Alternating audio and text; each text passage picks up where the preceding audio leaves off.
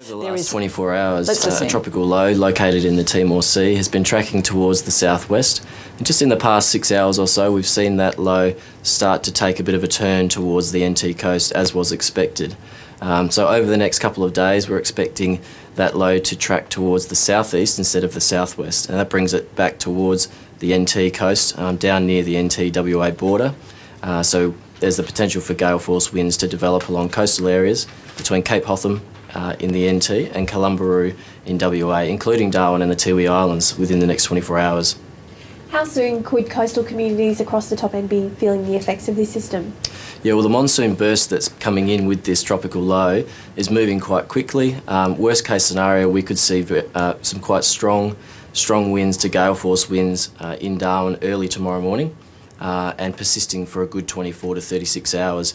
The likely scenario is that most of the west coast of the top end will be experiencing near gale force winds tomorrow, from early tomorrow, and persisting for about a day.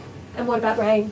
Rainfall is going to really pick up as the low moves towards the coast. We're expecting some quite high totals, particularly along coastal areas of that western top end.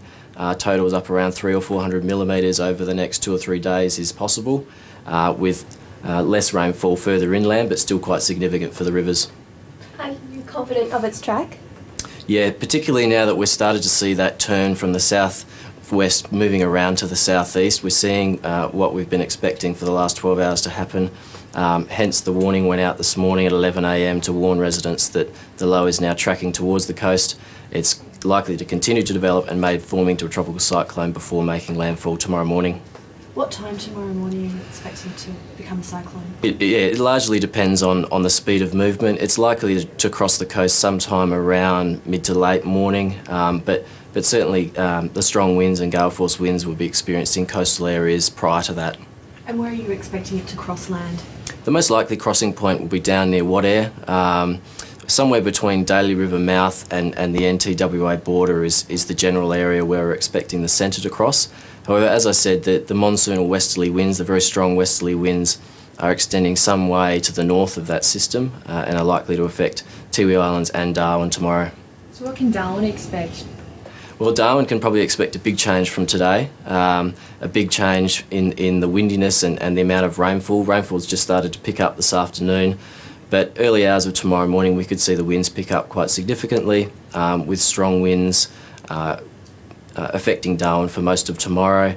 Quite a bit of rainfall, quite a bit different to what we've seen today, and certainly people need to finalise any of their cyclone preparations this afternoon. Are there concerns around flooding as well? Flooding is always a possibility, particularly the Adelaide River is responding very quickly to rainfall. We're expecting more rainfall in that area, so Adelaide River is certainly a concern in terms of minor flooding in the township in particular. Longer term, when the system makes landfall down near sort of Daly River mouth, the Daly River will start to become the focus of attention in terms of potential flooding. And yes, all of those areas are being very closely monitored and will come more into play in the coming days. How intense is the system? The system itself is not all that intense in terms of tropical cyclone intensity. We may only see it reach Category 1 cyclone intensity. However, it's a very large system, so the gale force winds associated with that system extend many hundreds of kilometres to the north of the system, and hence the reason why we have a warning out for the Tiwi Islands and Darwin to capture the fact that we are going to experience some pretty wild weather all this far north of the system. And what is it going to be called, this possible cyclone? That's a good question. There's a tropical low developing off the coast of WA at the moment, off the coast of Karratha. Depending on which one gets named first, one of them will be Lua and the other will be Mitchell. But as I said, it's not a tropical cyclone at this stage. We're expecting it to possibly reach cyclone intensity tomorrow morning as it gets closer to the coast. So which one's likely to reach land? So the system off the WA coast at this stage is not expecting to affect coastal areas in the next 24 to 48 hours. But the Bureau of Meteorology in Perth and in Darwin here are monitoring both situations very closely and will be advising people with the watch and warning service as necessary.